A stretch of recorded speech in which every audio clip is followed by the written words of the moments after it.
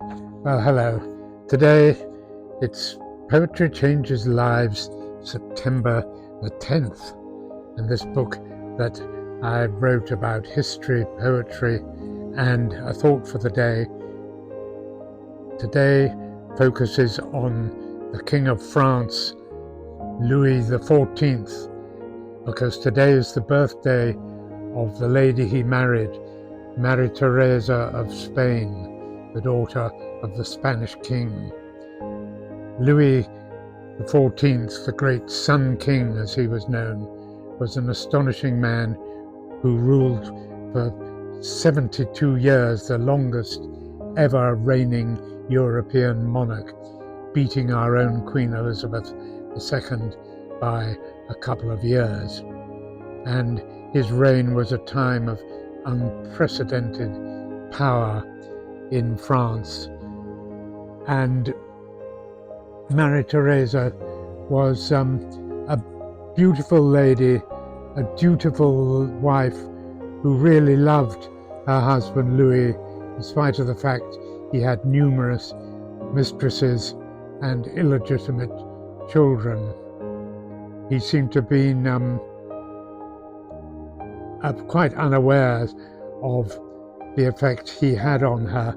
And when she died, tragically young at the age of 44, his comment was, "This is the first trouble she has ever given me." Well, he was a great man, but I'm sure she was a great lady as well.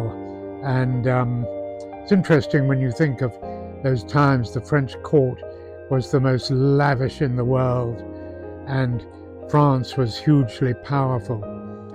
Over in England, when 6 years after Louis began his reign, of course England was having a revolution and beheaded its King Charles I in 1649. I wonder what Louis must have thought of that across the channel, watching that happen.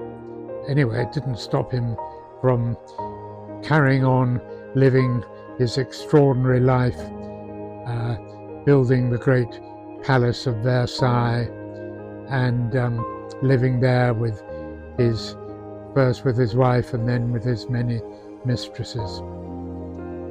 Gosh, how times have changed. Today's poem is, I'm going to read a poem about love, which I think if Louis XIV had been a better man, he might have written himself to his wife, Maria Theresa, because it is a most beautiful love letter. I think one of the most beautiful poems ever written about love by Lord Byron, who was a very different sort of man from Louis XIV. Byron wrote this poem when he was at a ball and he saw a beautiful lady who'd recently been widowed, a young lady who'd been widowed, who came to the ball all dressed in black with glittering diamonds. And of course this poem is the very famous "She walks in beauty like the night." Here we go. She walks in beauty like the night, of cloudless climes and starry skies, and all that's best of dark and bright meet in her aspect and her eyes, thus mellowed to that tender light which heaven to gaudy day denies.